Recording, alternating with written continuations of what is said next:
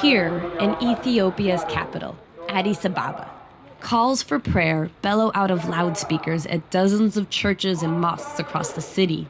The gateway of this church is filled with a steady stream of people from dawn till dusk. Across the street in the courtyard of the Ethiopian National Museum, you can still hear the prayers. The wall of the museum pays homage to the treasures of the land. Here are the 3 to 4 million year old bones of the earliest members of our tribe. And this is a photograph of a location in the desert where forerunners of Homo sapiens have been found. Replicas of these fossils are on display right beside religious artifacts in Ethiopia's National Museum.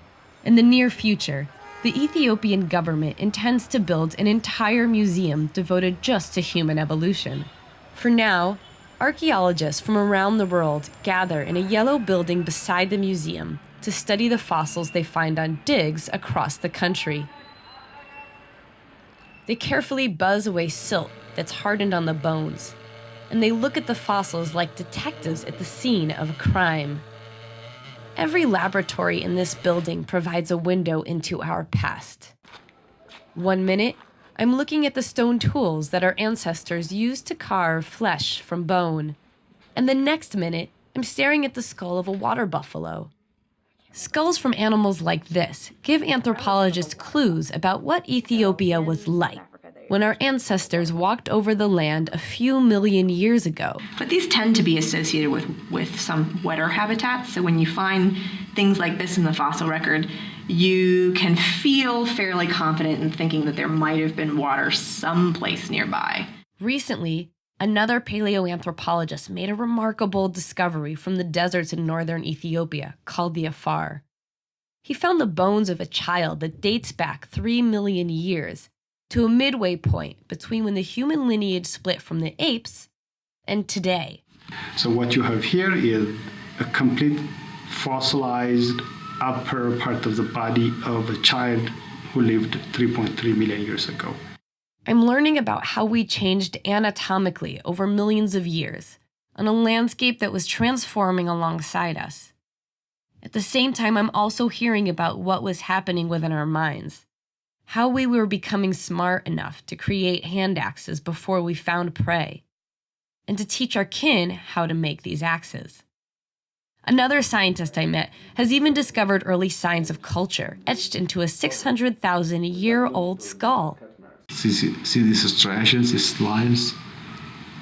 Those are cut marks. There are also cut marks inside. There are cut marks around here, and cut marks in the forehead. So all those would have been just, a sign of deflation the skull. Maybe just, possibly to keep the skull around, because this is the flesh that will, go bad first. So once it's defleshed, these early humans may keep it around. Maybe this guy is of some big status of something. We just don't know. The cut marks on this skull indicate that our ancient ancestors were pondering mortality. They were asking questions we still ask today about what happens after we die. Many questions about where we came from remain. In the coming decades, scientists hope to answer them by finding more bones buried deep within Ethiopia's Rift Valley. When I visit again, this rapidly developing country will surely look different. But some things will remain the same. The devotion of humans to religion and bones that reveal our past.